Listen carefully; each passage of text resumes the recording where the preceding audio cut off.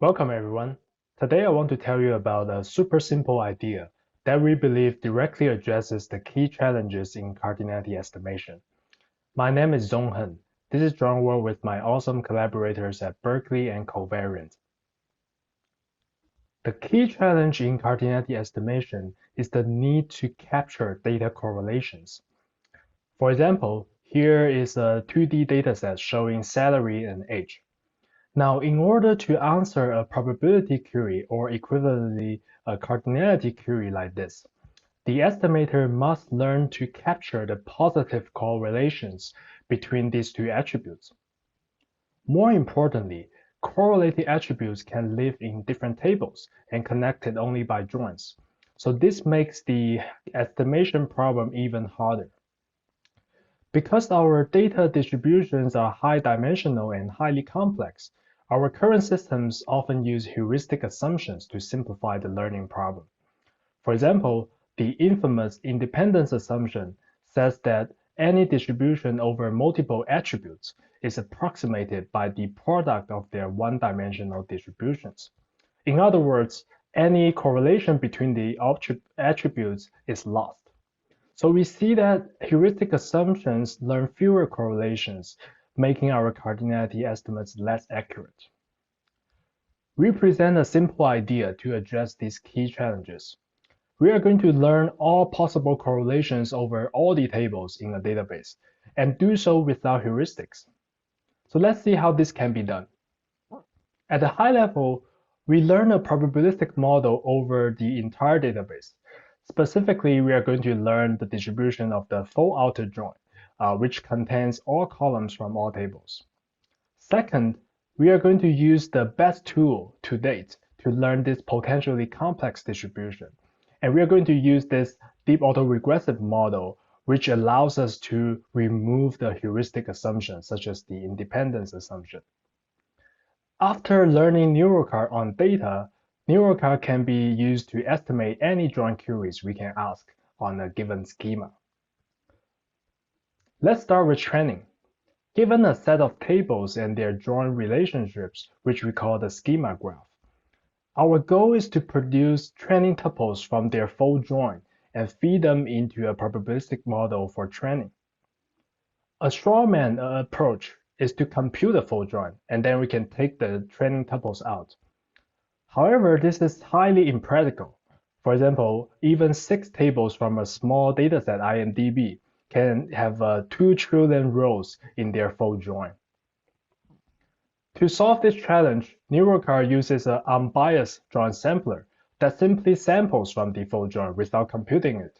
We can then feed these sample tuples into the probabilistic model for training. One challenge we have to solve in sampling is to make sure the samples are uniform and IID. And in fact, Neurocard is the first method to formalize this statistical correctness requirement, while prior learned estimators use a biased sampler such as IBJS. To make sure this requirement is satisfied, our solution is to pre-compute the correct sampling weights for all join keys. This can be done in efficient linear time dynamic programming algorithm. So these correct weights will make sure the uniform IID requirements are satisfied. This is how our sampling pipeline looks like. We start with the join schema graph, and because of the IID property, we can safely launch multiple sampler threads to run sampling in parallel. On each sample call, a batch of tuples from the full join will be returned. And again, this contains all columns from all tables. Now that we have our sample tuples, we can feed them into a deep autoregressive model for training. The output of the model is a list of conditional distributions over all the columns. The reason we have these conditionals is because by multiplying them together, we can recover the original n-dimensional full join distribution. And this is the secret ingredient that allows us to remove the independence assumptions. There are many powerful architectures to choose from to implement this model, and Neurocard uses ResMate and Transformer. One challenge we have to solve is that the model size can get blown up by high cardinality columns, such as IDs. So for example, here I'm showing a column with 1 million distinct values. If we are using 32-dimensional embedding vectors for each of these values, we're going to need at least 128 megabytes of parameters, which is already larger than the data size itself. Neurocard solves this challenge by factorizing these columns into several subcolumns. Here's how it works. We look at the binary representations of these distinct values, and we are just going to chunk off every n bits. So for example, the purple bits will turn into subcolumn 1, and the blue bits turn into subcolumn 2. The benefit is that now we only need to embed much smaller vocabularies or domains.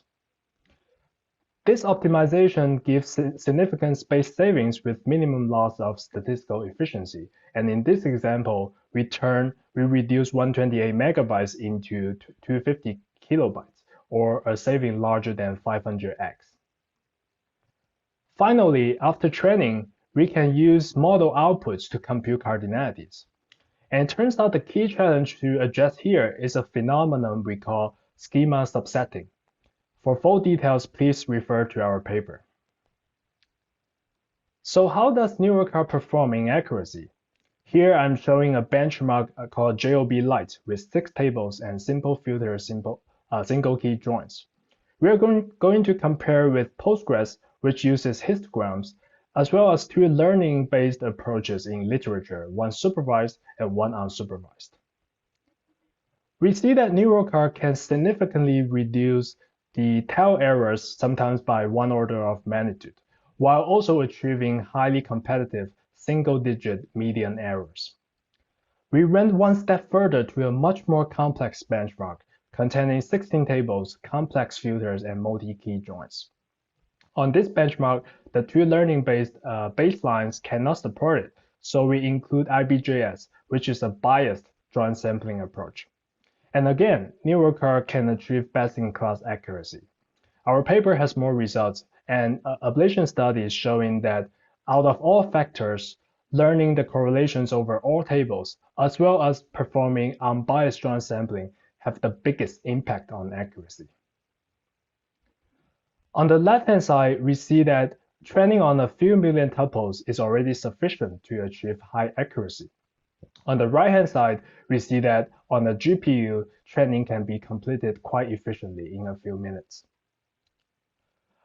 A natural question to ask is, once an Neurocard estimator has been constructed, what happens if new data comes in?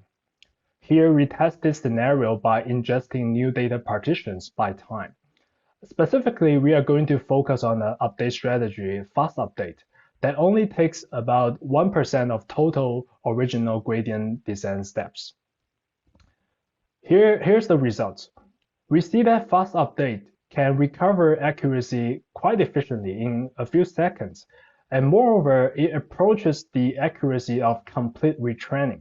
So fast update is a practical, effective strategy to deal with new data. Finally, we look at real execution results by comparing the plans produced from a simple cost model injected with either Postgres cardinalities and Neurocard. And on this benchmark, the Neurocard plans can achieve almost 2x speedup. So this adds evidence to a growing number of studies that suggest that the better the cardinalities, the better our plans are. To summarize, we have presented a seemingly radical idea that learns all possible correlations in a database. Neurocard is the first estimator to remove the infamous independence assumptions and other heuristics on joins. We have also presented strategies to make this idea more practical. Because Neurocard is a proper probabilistic model, one can think of it as a learned synopsis or a learned summary of our data. For more details, please check out our GitHub and paper. Thanks for listening.